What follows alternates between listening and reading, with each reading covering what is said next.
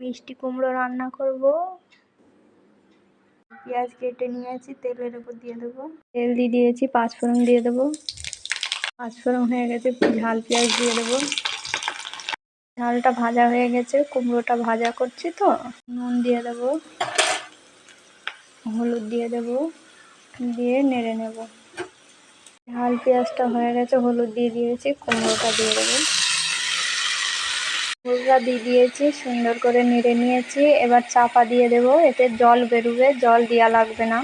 এটা যেহেতু ভাজা করছি, হালকা আছে বসিয়ে রেখে দিতে হবে ঢেকে, তাহলে হয়ে যাবে, ভাজা হয়ে যাবে। যদি ভালো লাগে লাইক এবং সাবস্ক্রাইব করে নেবেন।